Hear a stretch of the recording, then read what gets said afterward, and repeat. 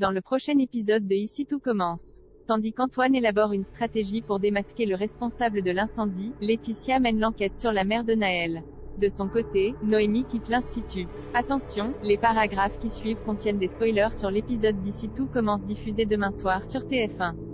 Si vous ne voulez rien savoir, ne lisez pas ce qui suit. Mercredi 1er septembre dans Ici tout commence. Antoine élabore une stratégie pour démasquer le responsable de l'incendie. Certain que Tom est responsable de l'incendie qui a mis en danger la vie d'Elliot, Greg trouve anormal qu'Antoine ne fasse rien pour l'arrêter. Lorsqu'il croise le jeune homme dans les jardins de l'institut, le fils de Lobel voit rouge mais Tom continue de clamer son innocence.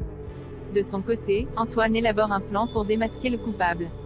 Il convoque alors les élèves de seconde année dans la salle du restaurant et exige qu'ils portent tous leur tenue de cuisine.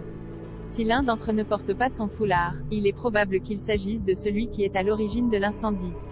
Lionel a quant à lui compris la stratégie du proviseur. Tandis que ses camarades se changent dans les vestiaires, il prétend avoir oublié son téléphone et s'empresse d'aller dans la loge des Rigaud où il subtilise les clés de la lingerie. Au double-A, Antoine fait croire au jeune chef qu'il a constaté un certain relâchement afin d'inspecter leur tenue. Malheureusement, sa tactique tombe à l'eau puisque tous les étudiants, Lionel compris, portent un foulard. Plus tard, Greg entend Tom et Deva discuter du motif de la convocation des élèves de seconde année. Convaincu qu'Antoine ne s'intéresse pas à la bonne promo, Greg pousse Tom à se dénoncer. Même s'il comprend sa colère, ce dernier fait remarquer que son acharnement n'aidera pas Elliot. Rien n'y fait, Greg n'en démord pas et va jusqu'à le menacer de lui faire payer ce qu'il a fait.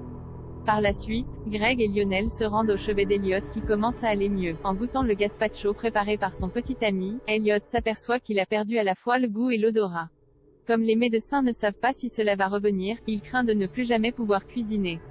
Non loin de là, Deva révèle à Tom avoir aperçu Lionel prendre un foulard bleu dans la lingerie juste avant la convocation de Monsieur Myriel.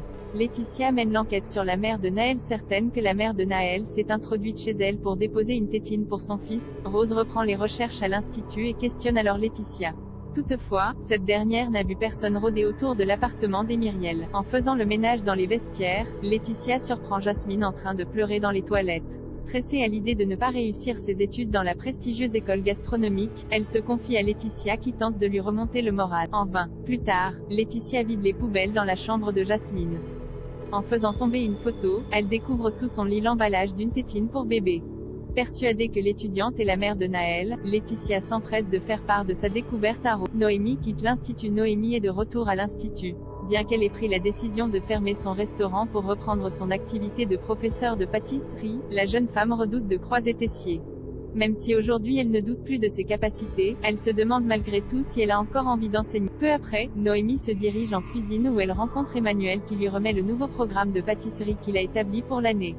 Lorsqu'il s'amuse à lui dire que son joker burn-out ne lui servira pas une seconde fois, c'est la goutte de trop pour Noémie qui lui annonce qu'elle démissionne. Tessier a beau lancer qu'elle ne pourra plus remettre les pieds à l'institut si elle venait à franchir le pas de la porte, elle lui dit adieu puis quitte les cuisines avec le sourire.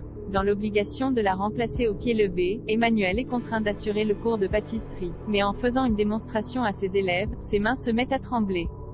Craignant d'être rattrapé par la maladie, il se confie ensuite à sa femme. Constance, qui s'inquiète pour lui, exige qu'il se ménage. Emmanuel s'engage alors à le faire dès qu'il aura trouvé un remplaçant à Noémie.